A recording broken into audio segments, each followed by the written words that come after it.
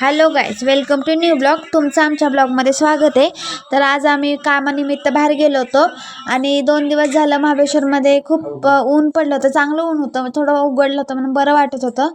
पण बघा ना, आता 2 दिवस झालं परत पाऊस आहे.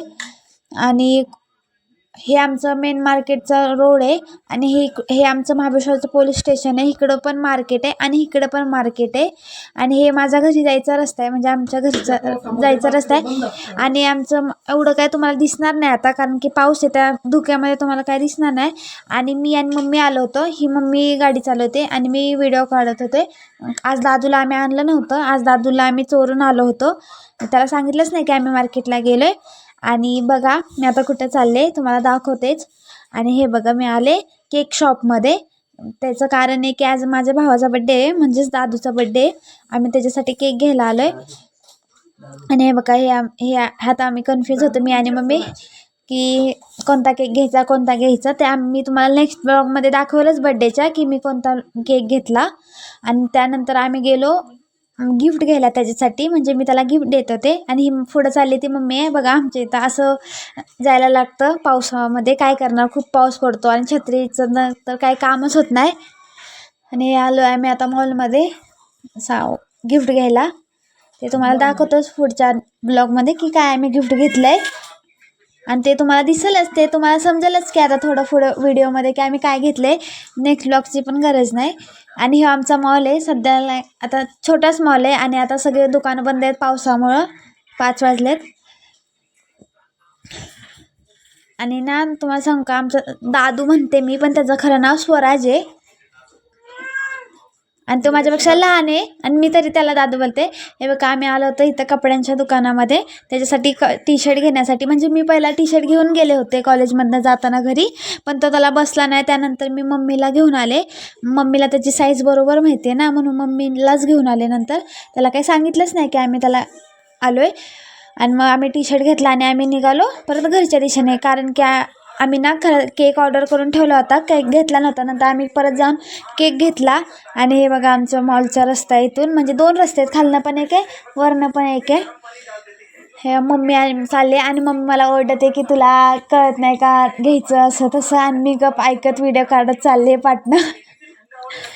आणि नंतर मम्मी इथनं पुढं थांबली आणि ह्याला ATMमध्ये गेली. तो व्हिडिओ काय ह्याच्यात मला घेता नाही आला म्हणून, पण मी तरी तुम्हाला सांगते. आणि काही मम्मी गेली माझ्यावर चिडून पुढं गाडी काढायला. आहे बघा मम्मी इथे ATMमध्ये थांबली. मी काय आतला व्हिडिओ नाही घेतला कॅश काढताना. कॅश येतो ॲश आहे असं माझ्या मम्मीला मी बोलते. आणि माझी मम्मीला सारखं असं मालदार पार्टी म्हणते. मग माझी मम्मीलाही चांगली आहे. आणि तुम्हाला माहिती आहे का, माझ्यापेक्षा आहे बघा, हा मी केक घेतला आणि आता मी चालले घरी.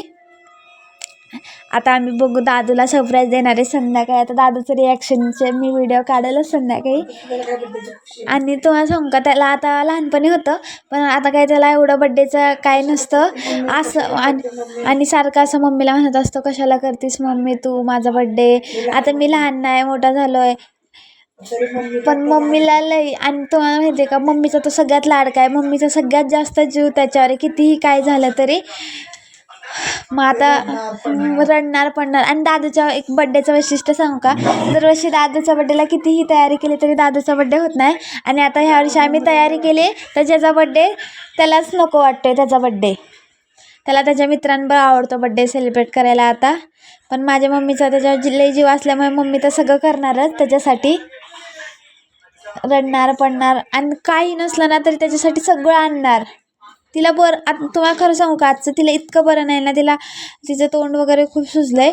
तरी पण त्याच्यासाठी एवढं मार्केटमध्ये गेले एवढ्या पावसाचं, कधी न जाणारी मम्मी. म्हणजे विचार करा तिचं किती प्रेम आहे त्याच्यावर, आणि त्याचंही तिच्यावर खूप प्रेम आहे.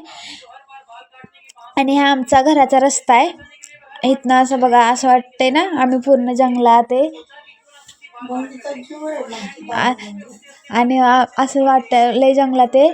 आणि तुम्ही लोक आलात ना तर तुम्हाला पण खूप भीती वाटेल, कारण की खरंच आम्ही खूप जंगलात राहतो. आजूबाजूला कोण नाही आहे. पण ना मस्त खूप वाटतं ते. तुम्ही नवीन असल्यामुळे तुम्हाला भीती वाटेल, पण आता आम्हाला सवय पडली ना, आम्हाला खूप मज्जा येते.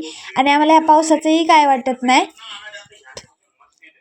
तर आपण भेटूयात नेक्स्ट ब्लॉगमध्ये. मी तुम्हाला नेक्स्ट ब्लॉगमध्ये दाखवते.